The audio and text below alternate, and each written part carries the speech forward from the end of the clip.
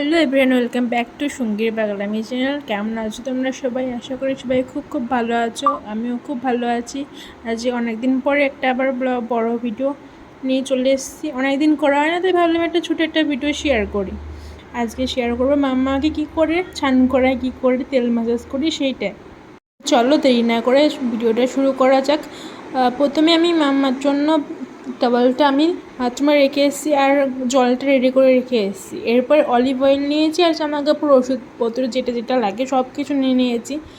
মাম্মাকে বসিয়ে নিয়েছি কোলে, কিন্তু খাটের উপরে শুয়ে নিয়ে তেল ম্যাসাজ করে দেখেছি, তারপরে কোলে বসিয়ে নিয়েছি, কিন্তু আমার কোনোটা কমফর্টেবল লাগে না। এটাই সব থেকে সুবিধা মনে হয়। আমি কোলের ওপর বালিশ নিই, মানে ও যেই বালিশটাই শয় সেই বালিশটাই নিয়ে সর্ষের বালিশ, তারপরে এইভাবে নিয়ে ওকে তেল ম্যাসাজ করে রোজ। প্রথমে 1-2 দিনের মতন একটুখানি অসুবিধা হয়েছিল, একটু কান্নাকাটি করেছে, কিন্তু এখন একদম চুপচাপ থাকে, একটু কান্নাকাটি করে না, একদম চুপ করেই থাকে সবসময় তেল ম্যাসাজের সময়। আর ওকে কিন্তু আমি এখনও সরষের তেল মাখাইনি, মানে ওকে মাথায় মুখে কোনোটাই সরষের তেল দিইনি এখনও। সবাই বলে সরষের তেল দিতে মাথায়, কিন্তু আমি এখন ইউজ করিনি সরষের তেল।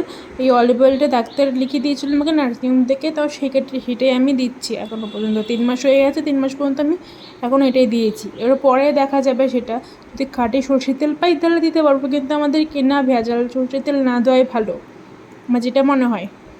আর একটা কথা কি জানো তোমরা, বাচ্চাদের যত ম্যাসাজ করা হবে, অয়েল ম্যাসাজ যত ভালো করে করানো হবে তত ওদের ঘুম ভালো হবে।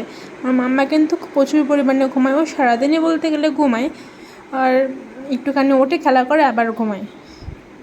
সবাই দেখতে পাচ্ছে মাম্মা কিন্তু খুব দুষ্টুমি করছে, এখন থেকে ফোন দেখার জন্য পাগল হয়ে যাচ্ছে, কিন্তু ওকে ফোন দেখানো অভ্যাস করছি না। আমরা যতটা পারবো আমরা ফোনের থেকে ওকে দূরে রাখবো।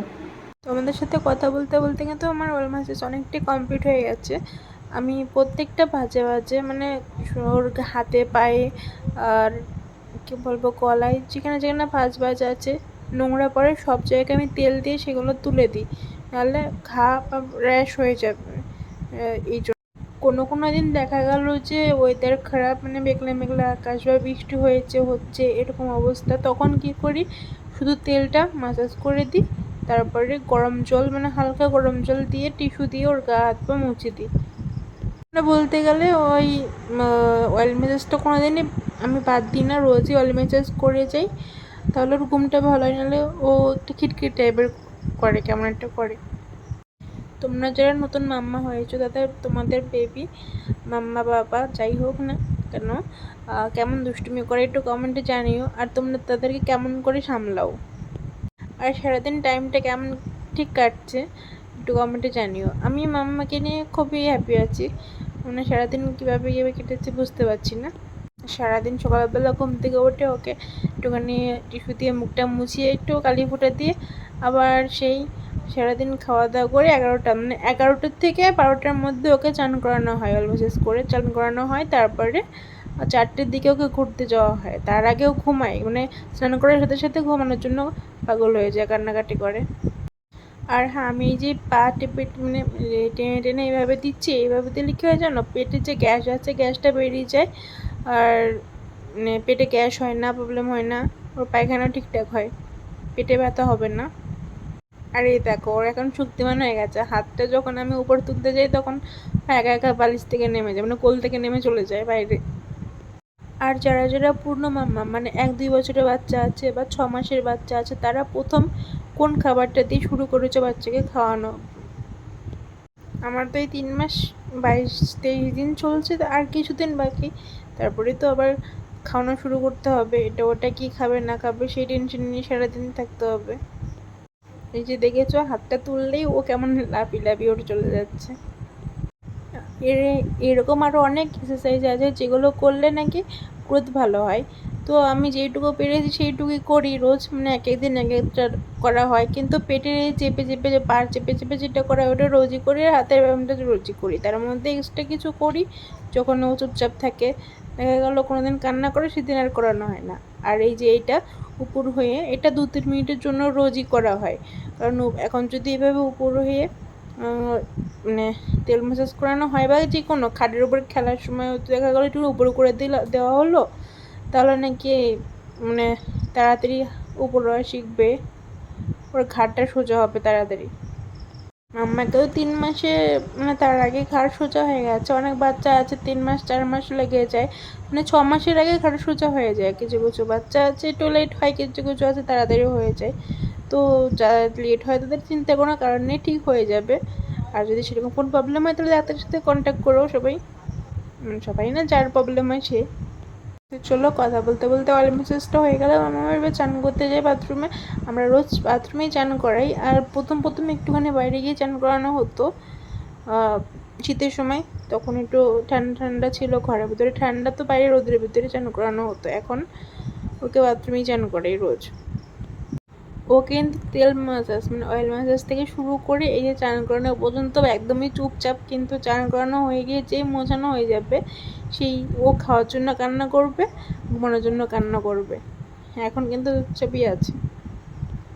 এটা কিন্তু ডেলি রুটিন হয়ে গেছে একদম, মানে স্বাভাবিক। এটা যে কোনো বাচ্চায় যদি একদম সকাল থেকে রাত পর্যন্ত একটা রুটিন করে নেওয়া যায় না, তাহলে সেরকম একটা প্রবলেম হয় না মনে হয়, আমি যেটা মনে করি একদমই সুবিধার হয়।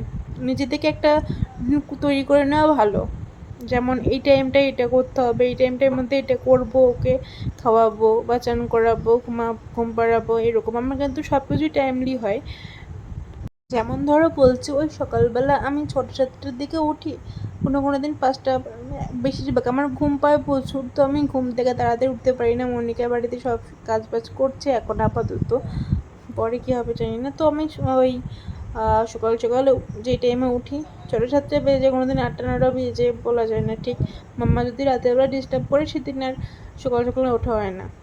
তো ওই টাইমে উঠে পুজোর জন্য ফুল কুড়িয়ে তারপরে মামা আমার বাড়ির জামা কাপড়, মানে পেট চাপা জামা কাপড় শুকিয়ে তারপরে ওকে তেল ম্যাসাজ করি।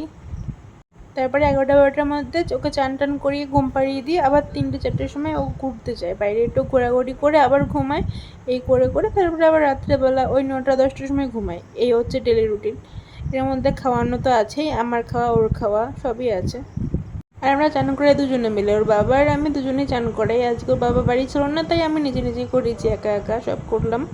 চান করানো হয়ে গেছে, তারপরে বাবা আসলো, তো একটু ঘুম পাড়িয়ে দিল, আমি ততক্ষণে চান করে নিলাম। চান করে দেখিয়ে আমার মানে ব্ল্যাক হেডসগুলো বেড়ে গেছে, তো একটুখানি ব্ল্যাক হেডসগুলো ক্লিন করে নিলাম। আমার মেশিন আছে বাড়িতে, ব্ল্যাক হেডস রিমুভার আছে, তো সেটাতেই রিমুভ করে নিলাম। দেখতেই পাচ্ছ কত পরিমাণে ব্ল্যাক হেডস বেরিয়েছে। আর আমার ডেলি ক্রিম এখন এই যে সানস্ক্রিম আর এই ময়শ্চারাইজারটা ইউজ করি, তাছাড়া তেমন কিছু ইউজ করা হয় না। আর ফেস মিস্ট এটা, আর এই ফেস ওয়াশটা, আমার সব কিছু পালমের গ্রিন টি, আর এটা হচ্ছে নাইট জেল। আমার সেরকম সব কিছু ইউজ করা হয় না, আলসির জন্য নাইট ক্রিম ইউজ করা হয় না। সত্যি কথা বলতে কিছুদিন আগে পর্যন্ত আমার মুখে এত পরিমাণে ব্রণ হয়েছিল, আমার নিজেরই অসহ্য লাগতো। এখন অনেকটাই কমে গেছে, আশা করি এই ক্রিমগুলো ইউজ করে করে আমার অনেকটাই কমে যাবে, মানে পুরোপুরি কমে যাবে। তো স্নান টান করে আমি পুজো দিলাম। আজকে যেরকম আজকে যেহেতু বুদ্ধ পূর্ণিমা, তো আমি বুদ্ধ ঠাকুরটা আমাদের ঘরে ছিল, তাই বসিয়ে দিলাম সিংহাসনে। আর সিংহাসনে একটু আসন টাসন কিনতে হবে, আমার অনেক কিছু কেনা বাকি আছে। এই হচ্ছে আমার সব ঠাকুর। এটা আমার একটা আঁকা কৃষ্ণ ঠাকুর, মানে মাইটি কৃষ্ণ না কি বলে সেটা, যাই হোক, যাই হবে। তো বুদ্ধ পূর্ণিমায় কীভাবে পুজো করতে আমি সেটা জানি না ঠিক নিয়মকানুন, তো বাড়িতে যেভাবে পুজো দেয় সেরকম আমি পুজো দিয়ে দিলাম। আজকে যেহেতু বৃহস্পতিবার, লক্ষ্মী ঠাকুরের ঘরটা চেঞ্জ করছি। আচ্ছা বলো তো, বুদ্ধ ঠাকুর কার অবতার? কে কে জানো একটু কমেন্টে জানিও তো, না পারলে সেটা আমি বলে দেবো। আর আমার এই গোপাল ঠাকুরটা দিয়েছিল আমার দিদা, মানে বিয়ের আগে দিয়েছিল। আমি সেটা তো জানি না যে গোপাল ঠাকুর ঘরে সাজিয়ে রাখতে নেই, দিয়েছে যেহেতু আমি বিয়ের পরে এখন জানতে পারি যে গোপাল ঠাকুর নাকি ঘরে সাজিয়ে রাখতে নেই। তার জন্য আমি কিছুদিন আগে নিয়ে আসলাম, মাদার বাড়ি গিয়েছিলাম তখন নিয়ে আসলাম, নিয়ে এসে এই সিংহাসনে বসিয়ে দিয়েছি। আমার খুবই ইচ্ছা একটা গোপাল ঠাকুর রাখার, কিন্তু সেরকম সময় হয় না ঠিক, আমি এনে হয়তো যত্ন করতে পারবো না, এর জন্য আনা হয় না। পরে যদি পারি, সময় হয় সেরকম, তখন একটা আনবো, খুবই ইচ্ছা আছে। আমি যতটা জানি যে গোপাল ঠাকুরকে যেরকমভাবে পুজো দেবো সেরকমই ও পুজো নেয়, মানে কারোর কাছে কোনো দাবি নেই যে এটা আমাকে করতে হবে, এটা আমাকে দিতে হবে। দেখা গেল ওই সপ্তাহে একদিন ভোগ অন্ন রান্না করে দেওয়া হলো, আর ডেলি ওই বাড়িতে বানানো নিমকি চানাচুর বিস্কুট এইসব করে দেওয়া হলো এরকম, বা দিনে একবার ভোগ দেওয়া হলো এরকম। আমি শুনেছি যেটা, সঠিক হয়তো জানি না, মানে নিজের বাচ্চা মাম্মাকে যেরকম আমি যেরকম মানুষ করছি গোপালকেও সেরকমই মানুষ করা যায়। অনেকে হয়তো বাচ্চার মতন মানুষ করে, অনেকে হয়তো বন্ধুর মতন মানুষ করে, কেউ হয়তো আবার নিজের স্বামী হিসেবে ব্যবহার করে, মানে মানুষ করে। এরকম যে যেরকম মন থেকে চায় সেরকমই কিন্তু গোপালকে পায়। তো আমার কিন্তু ইচ্ছা আছে গোপালকে বন্ধু হিসাবেই পুজো দেওয়া। কিছুদিন আগে মানে 1 বছর আগে আমি গোপাল ঠাকুর আনার জন্য এত পাগল হয়ে গেছিলাম, সারাদিন শুধু গোপাল গোপাল করে বেড়াতাম, এত কান্না পেতো সারাদিন কি বলবার। মানে মাম্মা তখন সবে 1 মাসের পেটে, আমি জানতে পারিনি যে ও চলে এসছে পেটে। তখন মানে গোপাল আনবো করছি, তার কিছুদিন পরে টেস্ট করে দেখি যে আমি প্রেগনেন্ট। তো তার জন্য আর আনলাম না, যেহেতু প্রেগনেন্ট অবস্থায় নাকি পুজো দিতে নেই বাড়িতে, তো পুজো দিতাম না তখন, তার জন্য আর আনা হয়নি। তো এখন তো মাম্মা আছে, তো এখন আর সেরকম দেখতে পারবো না, কেয়ার করতে পারবো না, তার জন্য আর আনিনি। ও বড় হলে তখন আনবো। আজকের ভিডিও এই পর্যন্ত, সবাই ভালো থেকো, সুস্থ থেকো।